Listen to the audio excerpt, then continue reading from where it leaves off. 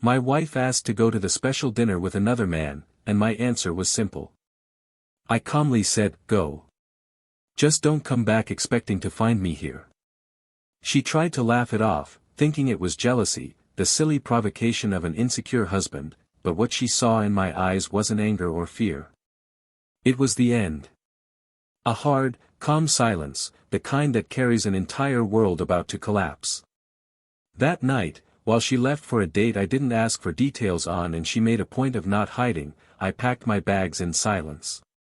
I packed a few clothes, documents, and left behind not only the walls that had surrounded us for years, but everything we'd once built together, or at least, everything I thought we had. I didn't leave a note, I didn't send a message. I just left. Because there was nothing left. What existed between us died even before the kiss with the other man. It died the moment she thought it acceptable to risk my love for curiosity, a game, a whim. I didn't scream, I didn't beg, I didn't ask why. Betrayal doesn't begin with the touch of another's skin. It begins the moment loyalty becomes choice, not instinct. When love ceases to be natural and must be decided every day. She crossed that line with the leap of indifference. She wanted to see how far she could go. And she did.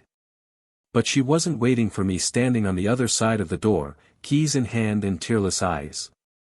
I never thought I would become that man, but in that moment, I was. And then she came back. She opened the door with the same smile she'd left with. Expecting, perhaps, a scene, blatant jealousy, a desperate attempt to recapture what she'd tested. But she found emptiness. Silence. The closet half open, its hangers swinging slowly, like a subtle warning that what had been there was no more. He called my number, call ended. He searched through messages, nothing. He looked for traces, none. And it was there that she felt the absence for the first time. Not of the body, but of certainty.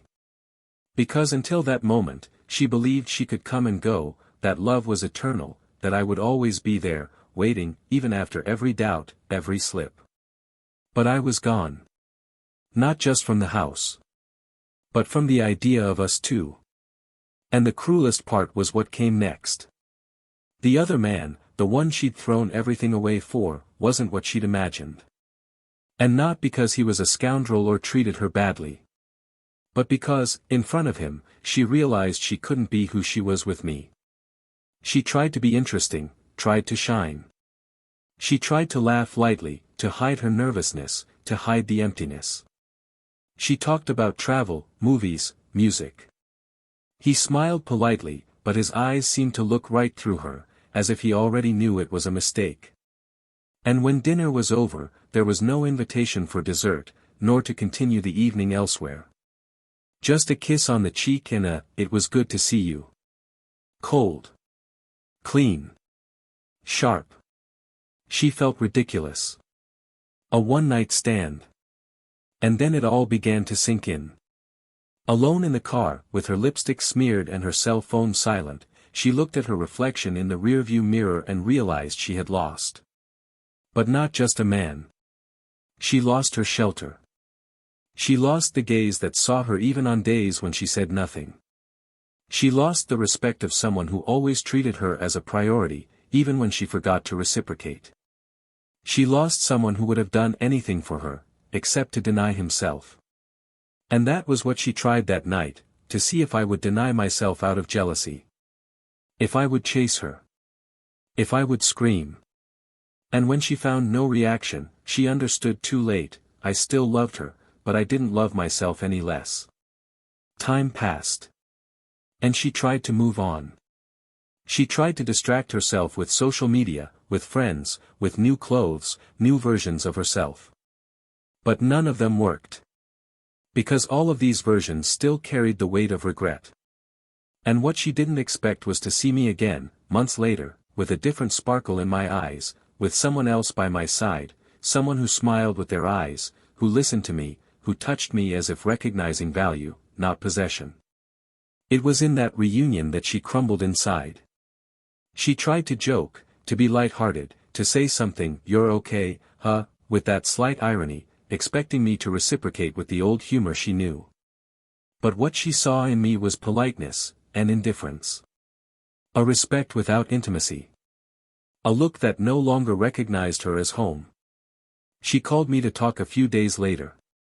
She said she missed me, that it had all been crazy, that she'd never intended to lose me. She apologized with her eyes downcast and her voice trembling. I listened.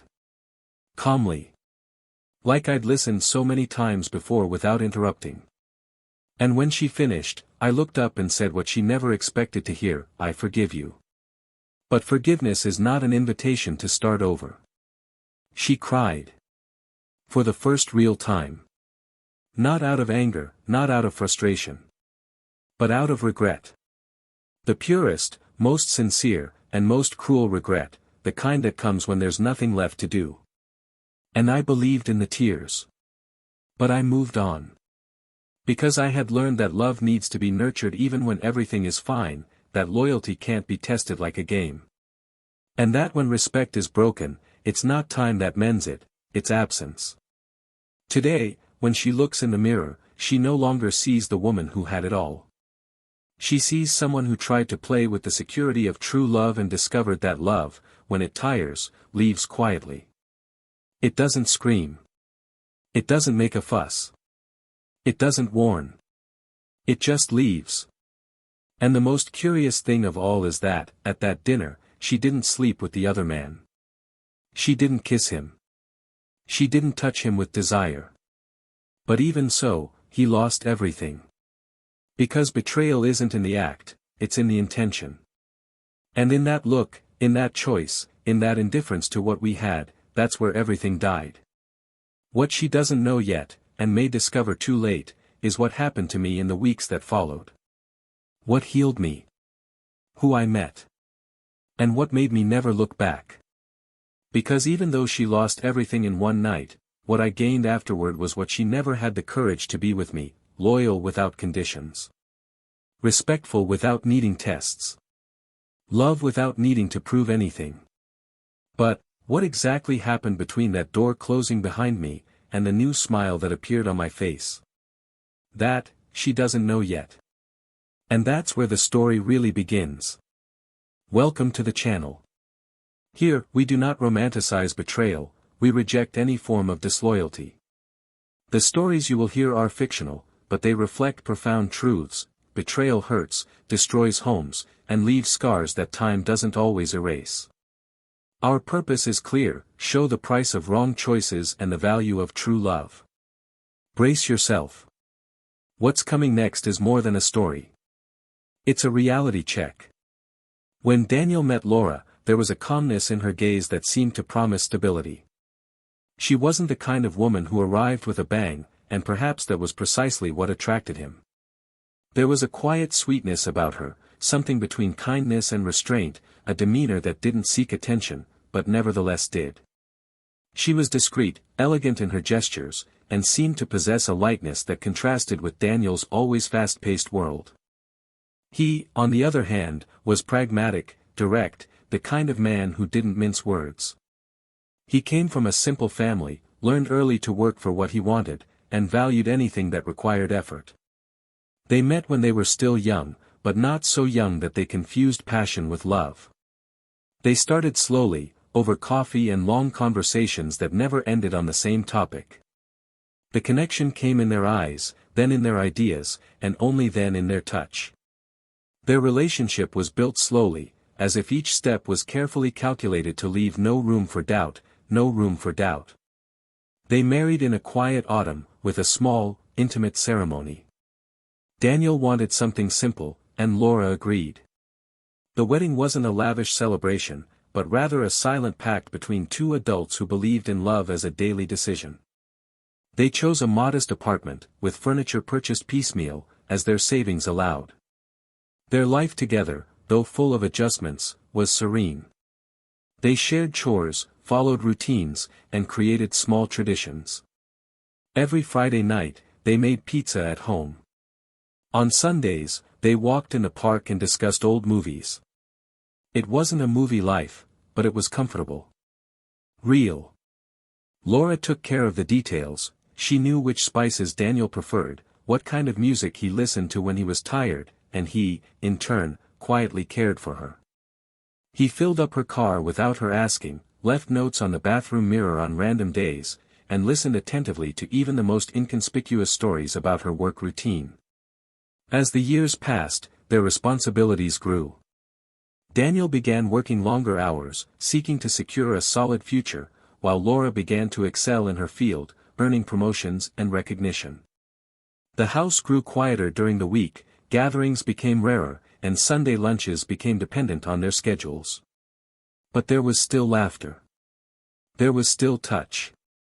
There was still love. Or at least, that's what it seemed. The intimacy between them was made of knowing glances and comfortable silences, the kind only those who have lived together for years can cultivate. They understood each other's gestures, knew how to respect each other's space, and seemed to have avoided the trap of monotony. Even with the natural challenges of a long marriage, they maintained a balanced, mature relationship, free from outbursts and constant arguments. The world around them might change, but the structure they had built seemed unshakable. Daniel wasn't a man who demonstrated everything with words, but his actions were clear. He was always present for important moments, never missing birthdays or forgetting dates, and even when work was demanding, he found a way to show that she remained a priority. Laura, on the other hand, always knew how to make herself admirable. She was intelligent, articulate, the kind of woman who knew how to occupy space without invading others. But there was a restlessness about her, something that showed in the small silences between sentences, the long pauses in ordinary conversations, the glances out the window when no one was looking. It was as if something inside her craved more, even when everything around her seemed sufficient. This uneasiness grew slowly, almost imperceptibly. It began when the compliments became rarer, not out of disinterest, but out of habit. When their nights together became more about rest than conversation. When the two, without realizing it, began to move like two bodies in mechanical synchrony, each at their own rhythm, without colliding, but also without touching as much as before. It wasn't heartbreak. It was wear and tear. It was the accumulation of identical days, of the routine that slips through the cracks and gradually erases the once natural glow. Daniel didn't notice this slow erosion. For him, everything was as it should be. There was still laughter, there was still complicity. He didn't see the signs, or preferred not to. Laura, for her part, wondered silently if their love was enough to last another decade. Not out of guilt, but out of doubt. And doubts don't scream. They whisper. Still, the two remained together. They made plans for future trips, talked about perhaps buying a bigger house, even considered adopting a dog. None of these plans seemed urgent, and so they were put off. Everything was postponed in the name of time, which always seemed to slip away. Daniel, though tired from work, made an effort to arrive early on important days. Laura, even when immersed in her own uncertainties, allowed herself to laugh at his jokes, was moved by his simple gestures. And in those moments, everything seemed the same. As if the love, however hardened, was still there, firm, just waiting to be reawakened. Neither of them believed anything was wrong. Things just were. The way life often is when passion becomes routine, and love has to fight to remain a choice. The apartment where they lived was cozy, with large windows that let in the morning sunlight. Laura tended the plants on the balcony, speaking to them as if they were confidants, and Saturday breakfast was almost a ritual, pancakes, fresh juice, restrained laughter, and soft music playing in the background. It was there, in that simplicity, that they found each other. In the details. In the way he looked at her as she buttered his bread. In the way she straightened the collar of his shirt before leaving. Little things that seemed unimportant, but which, in their absence, would be missed. Because love, even in silence, lets you know when it's alive. And also when it begins to die. Laura wasn't unhappy. But she wasn't fulfilled either. And this created a void that was hard to name. There was no lack of respect, no lack of affection. But perhaps there was a lack of novelty. There was a lack of that look that says, "You still amaze me." Daniel, for his part, trusted so much in the strength of the bond he'd built that he never considered anything could be out of place. He believed that love meant caring, being present, ensuring security. And he did this with almost blind fidelity, but perhaps, for that very reason, he failed to see that sometimes love also requires emotional presence, words, enchantment. Still, what existed between them wasn't fragile. It was true love. But love also tires when it's not nurtured. Those around them admired them. They were seen as a stable, mature couple, an example of partnership. At family gatherings, they were always together, with matching smiles, intertwined hands, measured words. Friends commented on how well they understood each other, how they seemed to complete each other. But no one knew about the late nights when Laura would wake up and stare at the ceiling, feeling her chest tighten without knowing why. No one noticed Daniel's effort to keep everything running smoothly, believing that stability was synonymous with happiness. There were no fights. There were no shouting. Only silence. A silence that grew slowly, stretching between rooms, taking up space between kisses and plans, and that, over time, would become deafening. Their story seemed perfect from the outside. And perhaps, for that very reason, no one could have ever imagined what was about to happen. Because when everything seems to be in place, that's precisely when the cracks begin to appear, hidden in the folds of routine, in the pauses between laughs, in the glances that look away instead of facing. And there was something in Laura's eyes that was beginning to change. A different shine, a hesitation that hadn't existed before. But it was still too early to realize it. It was still time to believe that love, despite everything, would survive. What would come next, was still silent. And silence is sometimes the cruelest harbinger of a storm. In the months that followed, Laura and Daniel's routine remained seemingly unchanged, but beneath the tranquil surface, something subtle and dangerous was beginning to take root. The lack of overt conflict gave the relationship a false sense of stability, but an invisible distance was growing between them. Laura no longer looked forward to pancake Saturdays, their morning coffees became quieter, and her laughter, once so spontaneous, now sounded measured. Daniel noticed the signs, but interpreted them as reflections of the fatigue of daily life, the weight of work, the natural wear and tear of years spent together. He didn't know that, while he tried to keep the roof afloat, the foundations were slowly eroding. Laura began extending her time at work, accepting invitations to events she'd previously dismissed, and finding excuses to go out alone more often. She began taking better care of herself, but not out of vanity. It was as if she wanted to prove to herself that she was still desirable, still seen. Her vanity wasn't excessive, but it became deliberate. Lipsticks previously forgotten in the back of her drawer once again occupied space in her purse, and dresses saved for special occasions began to appear at routine lunches. Daniel noticed the changes, but interpreted them as positive signs, as a rebirth of his wife's self-esteem. He smiled when he saw her more alive, more active, never imagining that this new vitality had roots in a terrain unknown to him. The days went by, and Laura began to carry within herself a conflict she couldn't even name. There was guilt in every gesture, but there was also a growing unease. The solid, comfortable routine with Daniel, which had previously made her feel safe, now seemed to imprison rather than protect. It wasn't a lack of love. It was an internal noise that grew, fueled by secret messages exchanged, glances that lingered longer than they should, words spoken with ulterior motives amidst trivial conversations. This other man entered Laura's life slowly, almost by chance, appearing first as a more attentive coworker, then as someone with whom she shared confidences, and finally as a constant presence in her most private thoughts. She hadn't planned it. It wasn't a deliberate search. But the gap was there, a subtle need, an unspoken need, a longing to be seen in a way she hadn't experienced in a long time. With him, she felt renewed.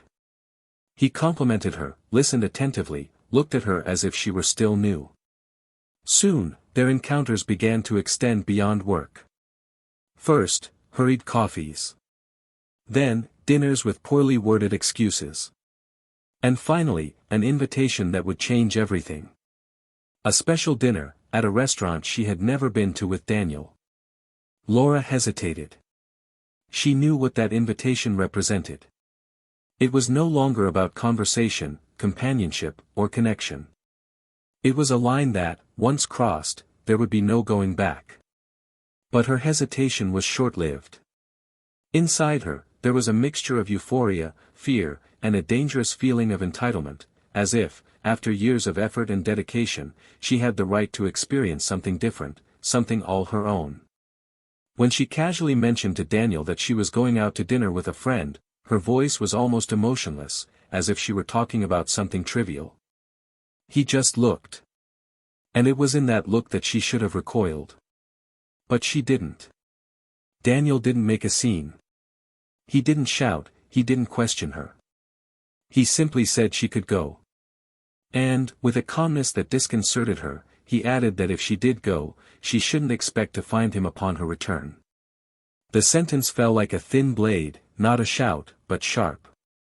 Laura tried to laugh it off, downplay it, pretend it was just jealousy. But when she saw that his gaze held no irony, no fear, no pleading, she understood that the man before her wasn't fragile, not manipulable, and that what they were about to lose wouldn't be his fault. Still, she went.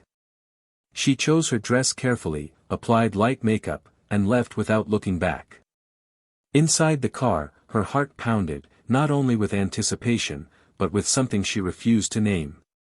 At the restaurant, the ambience was sophisticated, the music captivating, the wine he'd chosen. Everything seemed to fit perfectly. He smiled when he saw her, gave her a discreet compliment, and she smiled back nervously. She tried to act natural, but it was far from natural. During dinner, they talked about everything, laughed at small things, and shared confidences like two young lovers who hadn't yet grasped the limits of reality. But there was something strange about that night. The atmosphere, though seemingly perfect, seemed staged.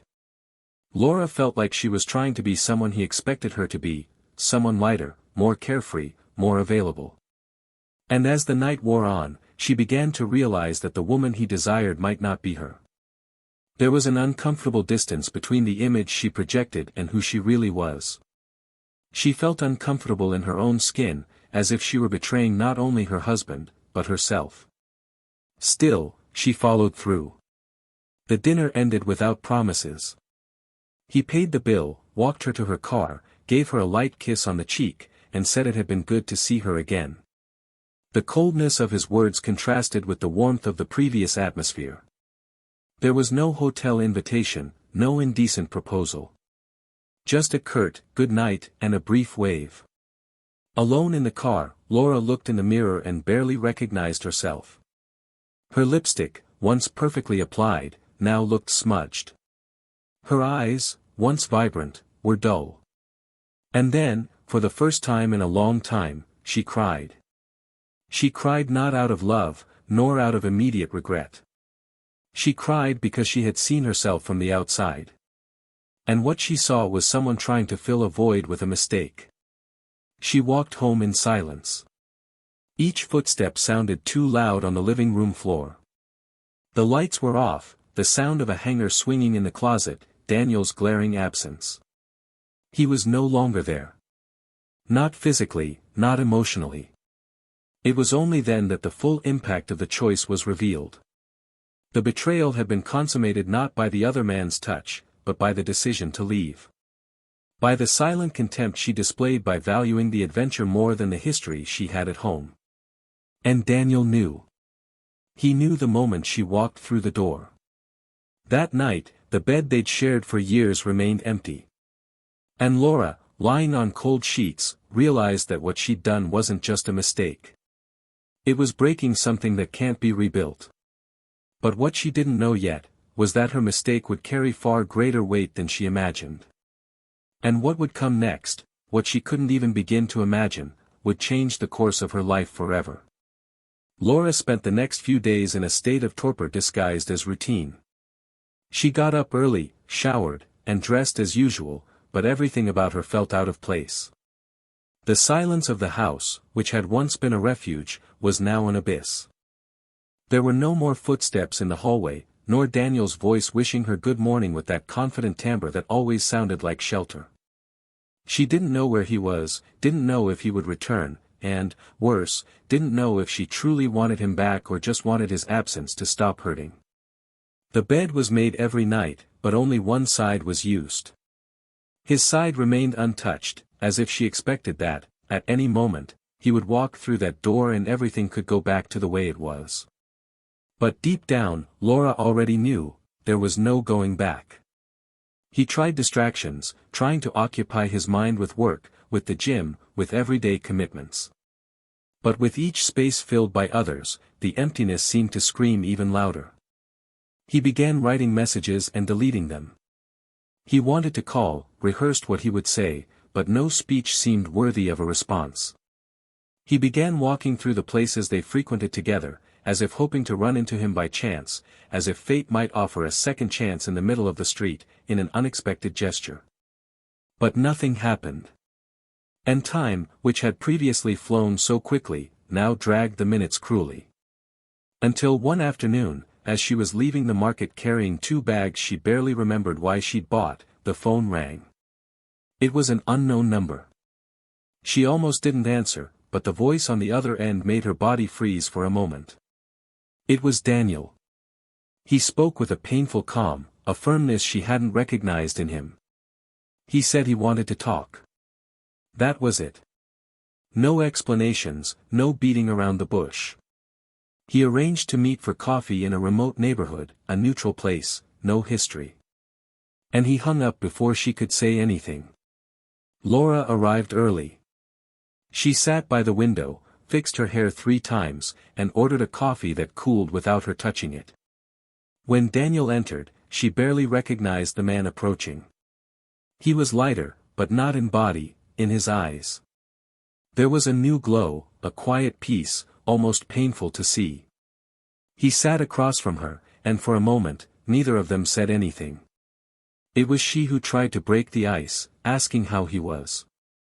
He smiled slightly, without irony, and said he was fine. That he'd needed that time for himself. That he'd rethought many things. She tried to ask where he'd been, but he just looked away, as if it no longer mattered. The silence between them was different now. It was no longer the complicit silence of those who understand each other without words, but the final silence of those who no longer need to say anything. Laura started to apologize, saying she didn't know how she'd let things get this way, that she was confused, that she hadn't meant to hurt him, that she just wanted to understand what she was feeling. The words came out too quickly, as if by speeding up her speech she could get through the pain faster. But Daniel interrupted her, without raising his voice, just with a firm look. He told her she didn't need to explain herself. That he already knew everything. He knew about the dinner, the messages, the looks. That none of it surprised him anymore. And it was then that he took a deep breath and paused for a long time. He said the hardest part wasn't seeing her leave. The hardest part was realizing that, all that time, she'd stopped being herself. That she'd tried to transform herself into someone else to please someone who didn't know her, who didn't know what she liked, who didn't know the way she folded clothes or how she cried watching silly movies. And then he revealed it. She couldn't imagine it. She had no idea. But Daniel knew the man she'd been out with. He wasn't just a distant coworker, as she'd thought. It turned out that, years before, this man had been a close friend of Daniel's. They were practically brothers, raised together, with deep shared histories dating back to adolescence. They'd drifted apart after a nasty fight, sparked by family issues and an episode of disloyalty that Daniel had buried forever. Or at least he thought he had. Laura was shocked. She vaguely knew this part of the story, but she'd never connected the dots. She'd never known that this man was so intimately, personally involved in Daniel's past. And worst of all, the man she'd had dinner with knew exactly who she was. He knew she was Daniel's wife. He knew everything. And yet, he reached out. He encouraged her. He nurtured her. Daniel said he discovered this by chance, after seeing a photo of the dinner discreetly posted on social media. The profile was private, but someone close to him had shared it. And there was Laura, smiling at a man he knew better than he'd like. The feeling wasn't just of marital betrayal. It was twofold. A cut in two directions. Of someone who loses a woman and still sees the past resurface with sharp teeth. He didn't scream. He didn't confront the other man. He didn't make a fuss. He simply understood that this was the answer to all the questions he hadn't known he needed to ask.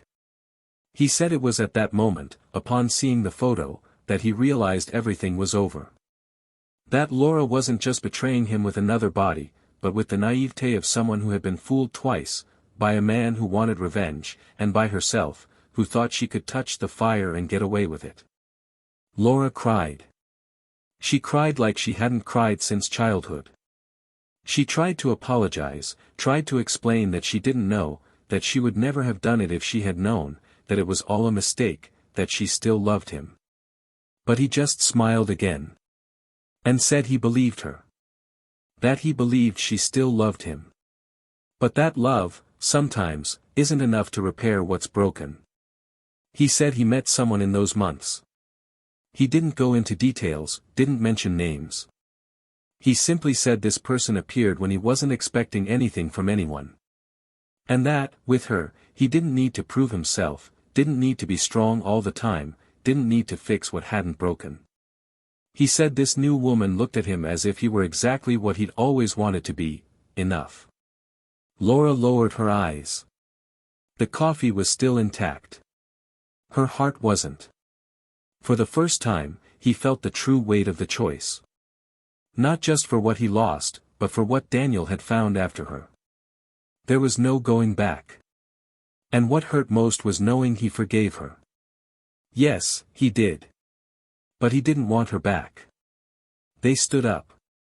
He put money on the table, thanked them for meeting him with a kindness that hurt more than any shout. And left. She stood there, alone, between cold cups and warm memories. But what she didn't yet know was that this wasn't the end of the story. There was still something to be discovered. Something that would change, once and for all, the way she viewed everything she'd experienced. Something that explained the cold gaze of the man she'd had dinner with. Something that made that betrayal even more bitter than it already was. Laura left the cafe as if carrying someone else's weight on her shoulders. The sun was still high, but everything around her seemed gray. The city continued with its sounds, its cars, its rush, but inside her, everything was slow, muffled, as if time had surrendered to pain. She walked aimlessly, crossing streets she hadn't even noticed, looking at shop windows without seeing anything, feeling an emptiness that seemed to grow with each step. The revelation she'd received in that cafe wasn't just about a name, about an unexpected connection between two men. It was about how much she'd ignored signs, how naive, or worse, indifferent, she'd been. She knew she'd made a mistake, but now the mistake had reached proportions she'd never imagined. It wasn't just about what she'd done. It was about who she'd allowed into her life, about how she'd opened the door to someone who silently wanted to destroy everything she'd built. In the days that followed, Laura tried to comprehend the depth of that plot. She replayed every conversation, every encounter, every word spoken by that man. She began to piece together pieces that, once loose, now fit together with disturbing precision. The questions came flooding in. Did he know who she was from the start? Did he plan it all? Did he approach her out of revenge? Did he show up just to wreak havoc? And the answer to each question hurt more than the last, because everything pointed to a yes. Then, late one afternoon, she received a message that made her freeze. It was from him. Short, direct. Can we talk? Her hand trembled as she held the phone.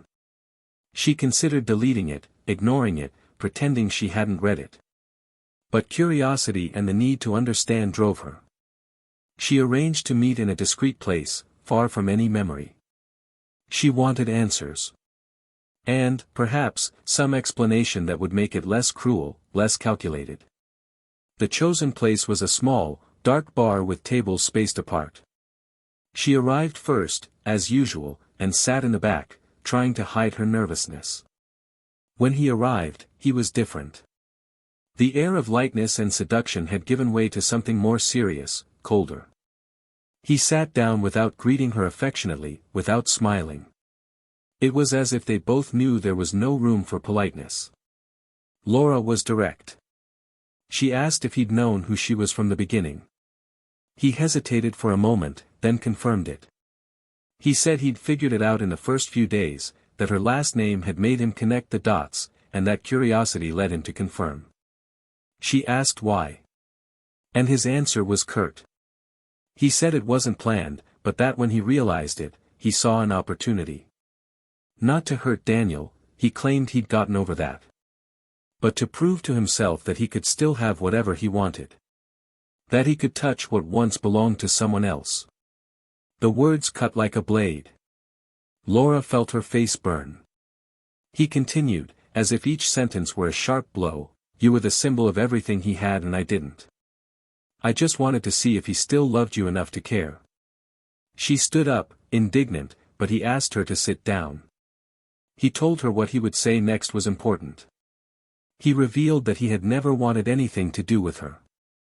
That dinner had been a test, for her, for Daniel, for himself. That he knew she was vulnerable, knew her looks, knew her uneasiness. And that he had used that, yes. But what destroyed her most was what came next. He said that after dinner, he lost interest. That seeing her trying to be someone else, trying to be charming, trying to fit into a mold that wasn't hers, he felt sorry for her. That she had devalued herself there, at that restaurant table. That, contrary to what she thought, he never saw anything truly interesting in her. That the fascination ended the moment he realized she would trade everything for a compliment. Laura interrupted him, angry, ashamed, with a mix of emotions she couldn't even name. She said he was cruel, that he took advantage of her in a fragile moment, that he played with her feelings as if they were chips in a cheap game.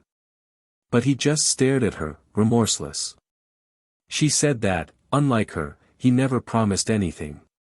Never said he loved her. Never offered her a future. That it was she who destroyed his own home, not him. She left with her heart broken. The pain was so deep I could barely breathe. She didn't cry. Not then. Not there.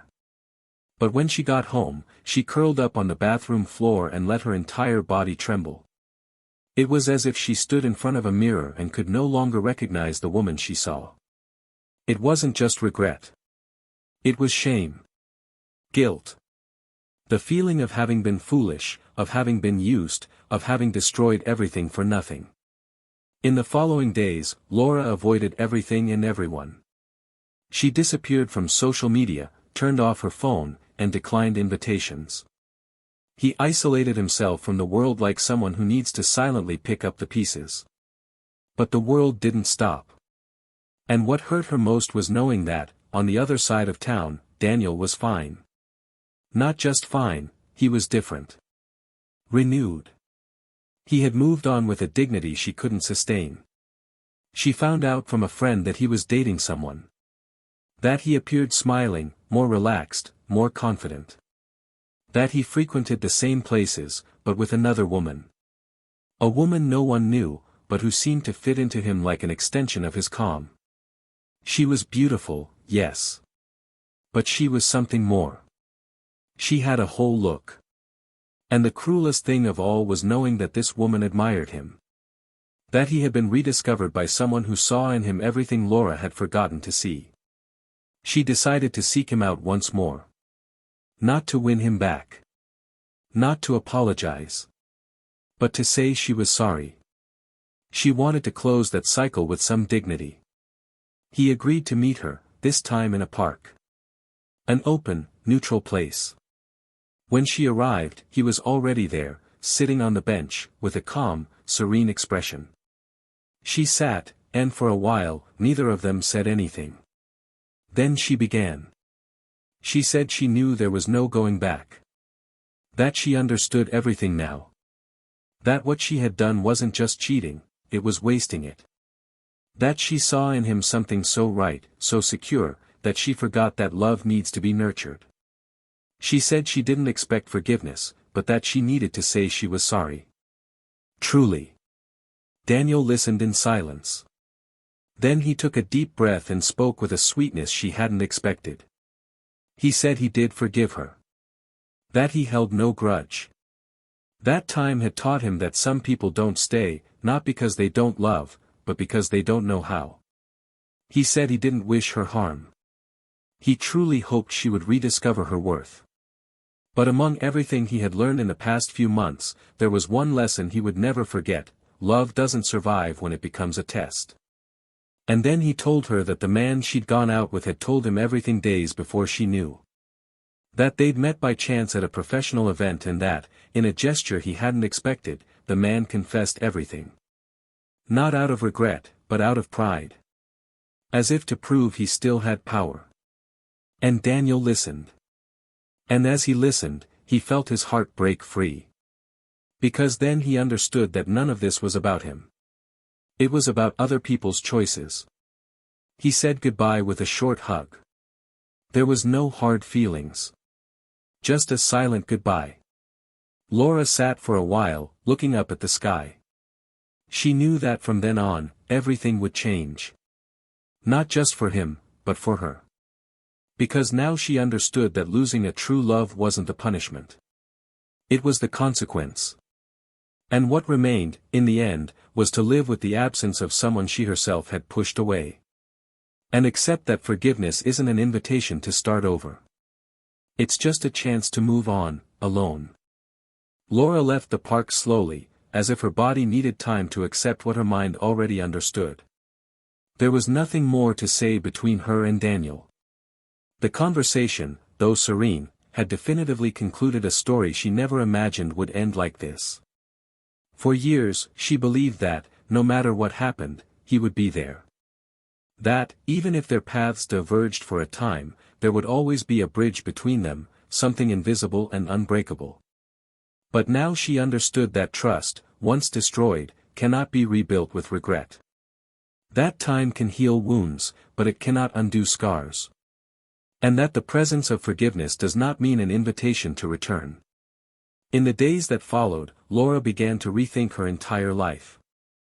There was no return to normality, and she no longer tried to simulate a routine that had been shattered. The apartment, once a refuge, now felt cramped, uncomfortable, filled with memories that brought no comfort, only pangs of absence. The objects in the house seemed to regard her with silent judgment. His favorite cup still sat on the highest shelf, where she could never reach it without help. The plants were dying one by one, as if realizing that care had departed with those who knew how to cultivate love. At the same time, Daniel's face wouldn't leave her memory.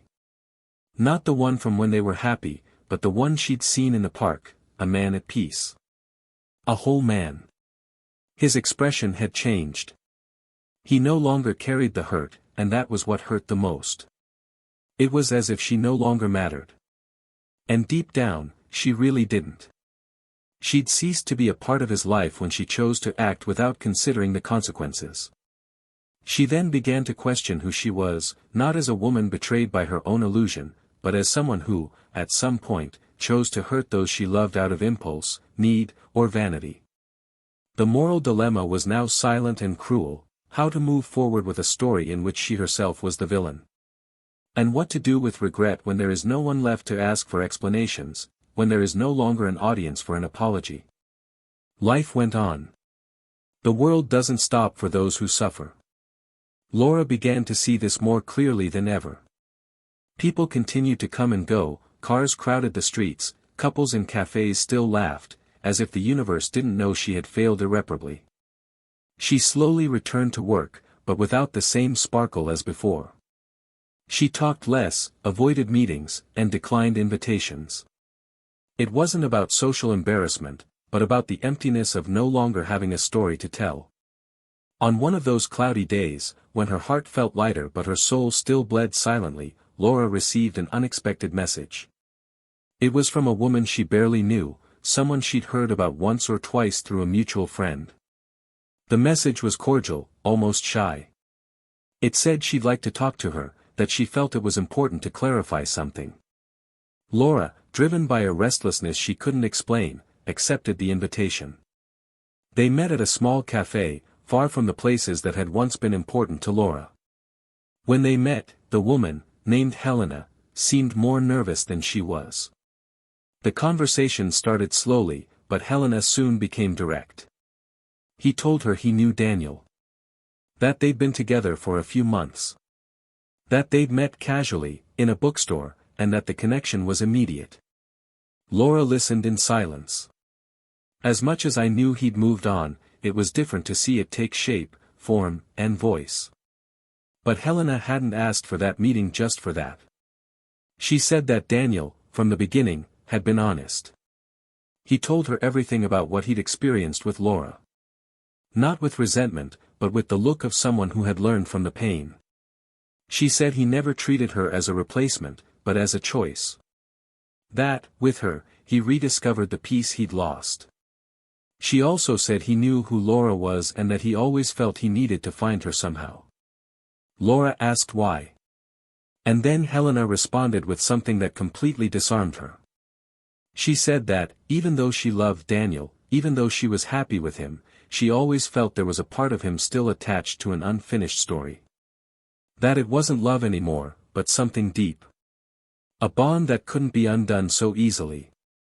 And that's why she wanted to meet Laura. Not out of jealousy, nor insecurity. But because she wanted to look into the eyes of the one who once made Daniel dream of forever, and understand how that forever was destroyed. The two talked for hours. It wasn't an argument, nor an accusation. It was a rare encounter between two women connected by the same story, but with distinct roles. Laura, for the first time, saw the impact of her own choices from a different perspective. She understood that it wasn't just she and Daniel who had suffered. There was a trail that extended beyond them. After this encounter, Laura began to walk differently. No longer as someone hoping for redemption, but as someone who needed to build a new path from her own ruin. She began therapy, returned to old habits she had abandoned, and reconnected with people she had previously pushed away. But none of this was to win Daniel back. It was for her.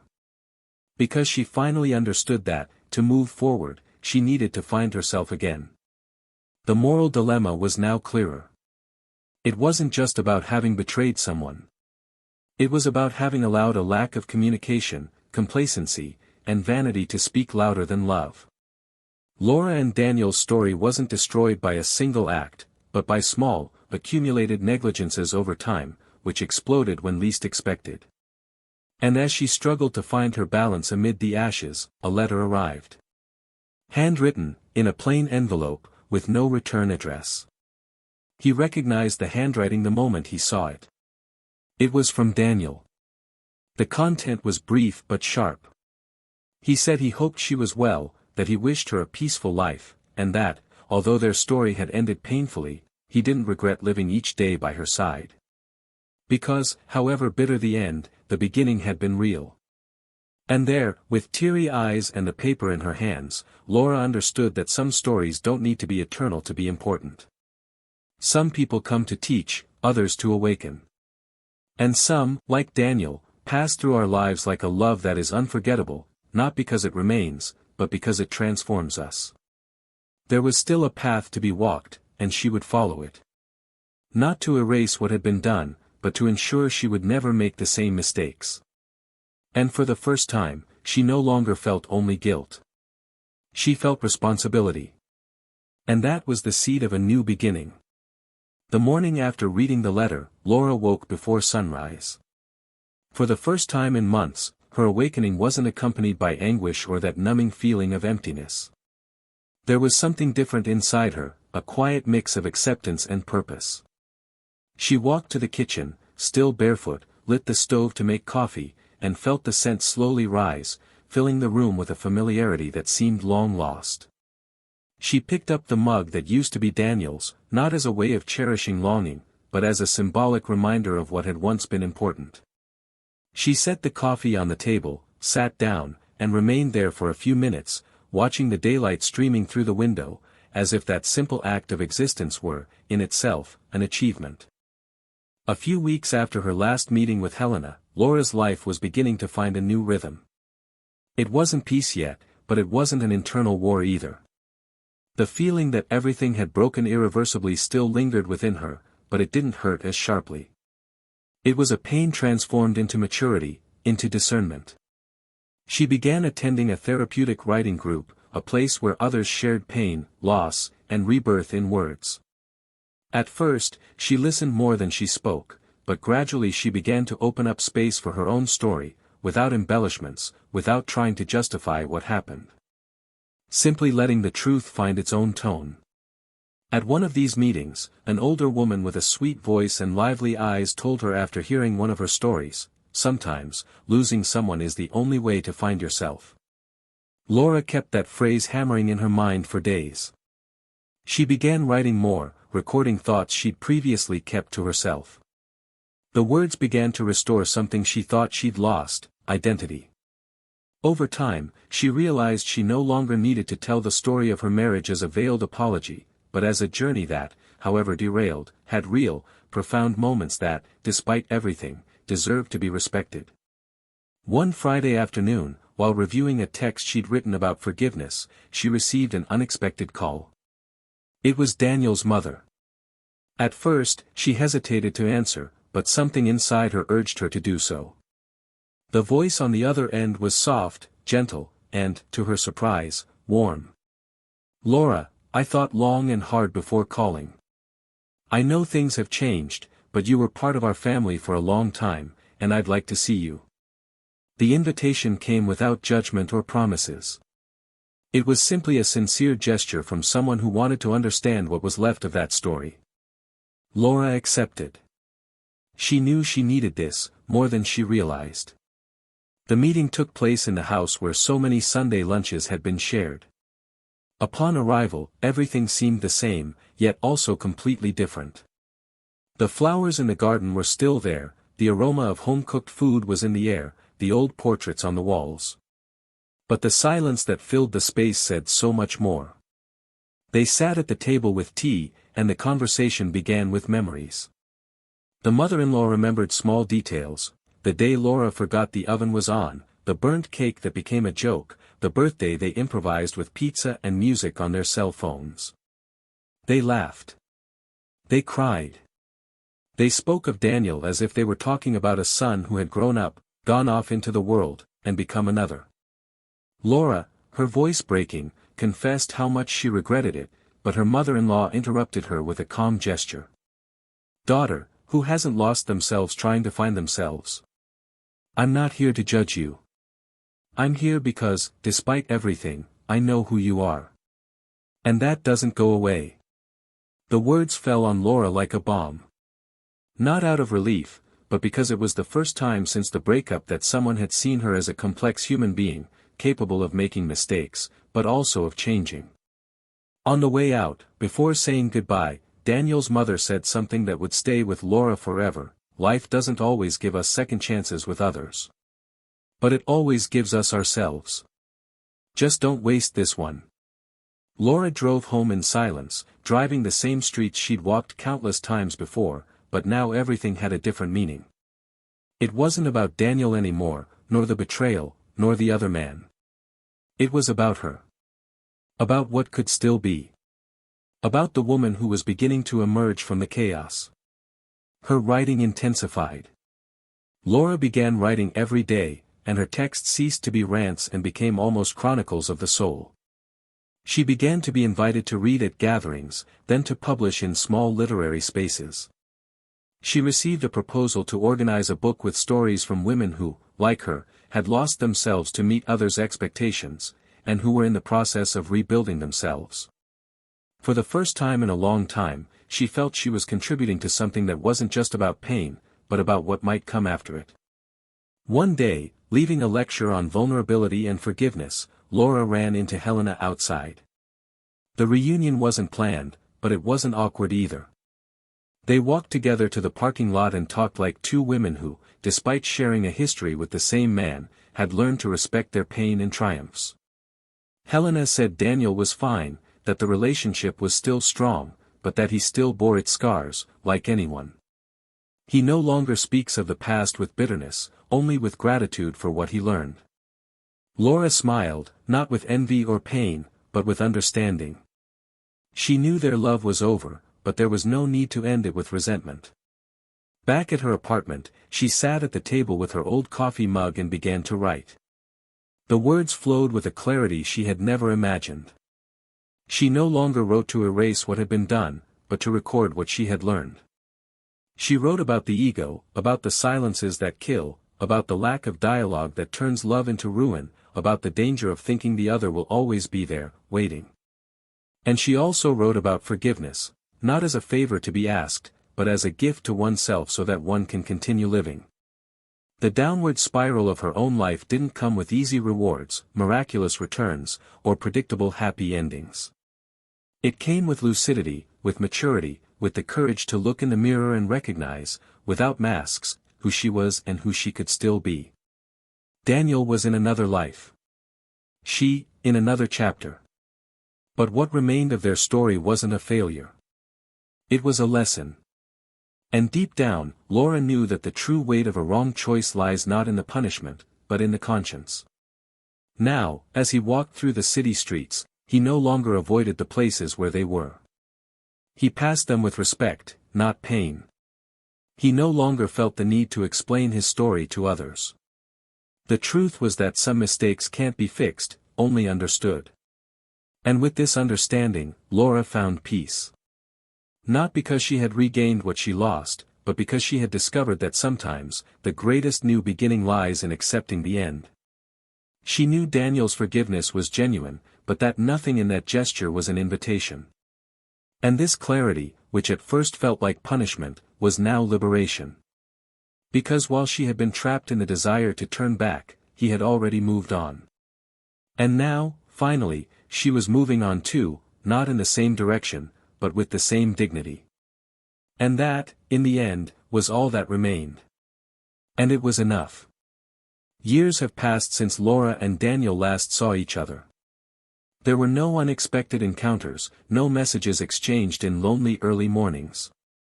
There were no relapses, no attempts at reconciliation, no exchanged glances in supermarket aisles. Their past remained exactly where it should have been, closed. And yet, alive, like a chapter read and reread until the pages turned yellow and the pain dissolved into learning. Life followed different paths for them, but neither remained inert to what they experienced. The pain they both faced left deep scars, but also shaped more complete versions of who they once were. Neither emerged unscathed, but both survived. And, more than that, they evolved. Daniel, after a period of quiet retreat and reconstruction, forged a new relationship with Helena.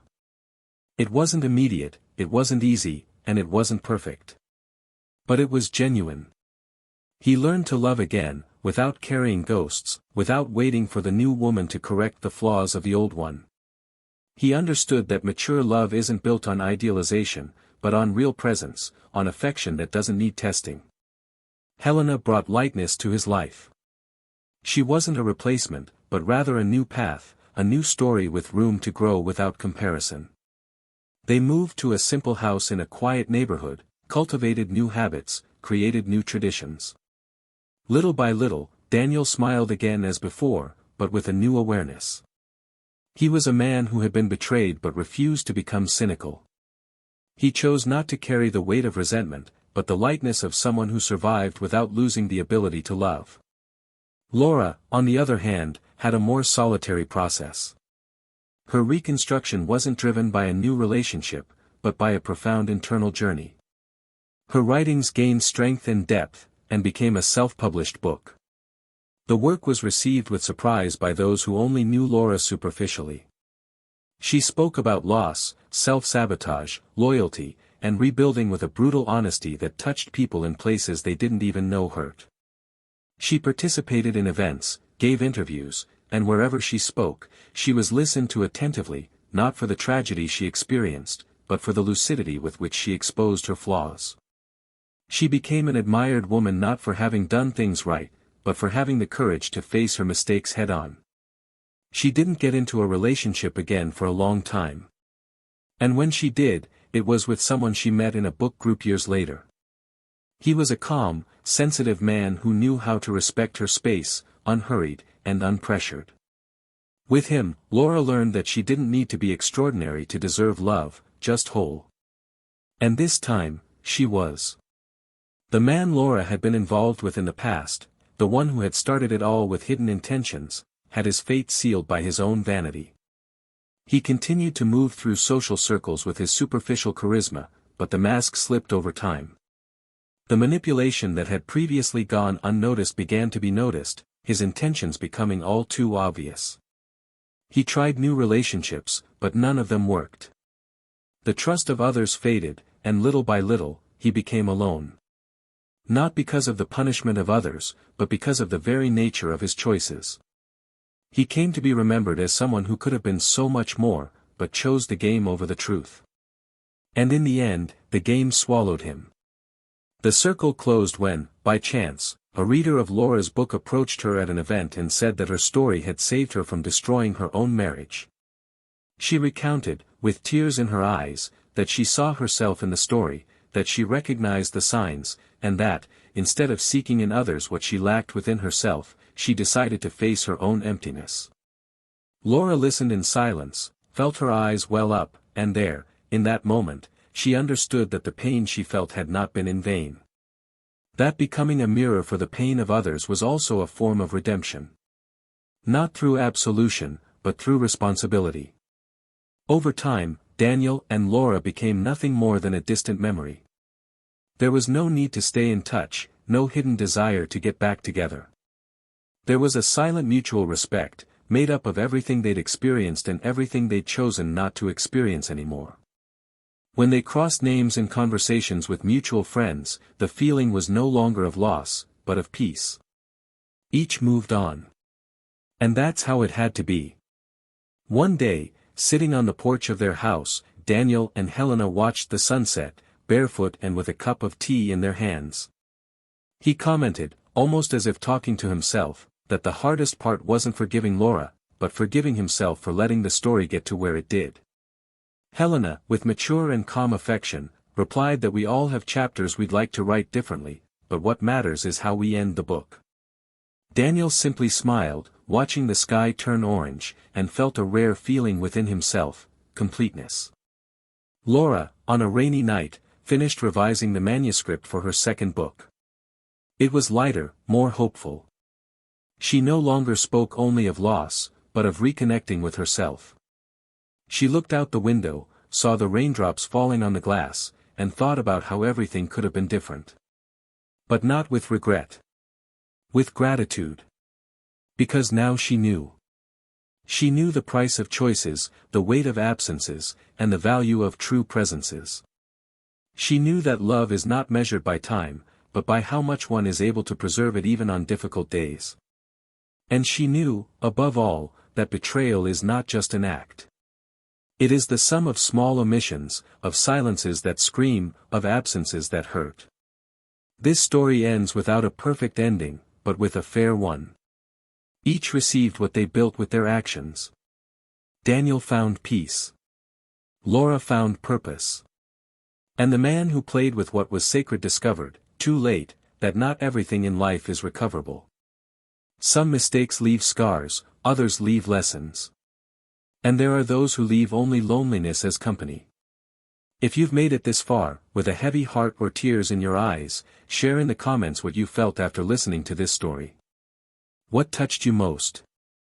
Have you ever experienced something similar? Your opinion is very important to us.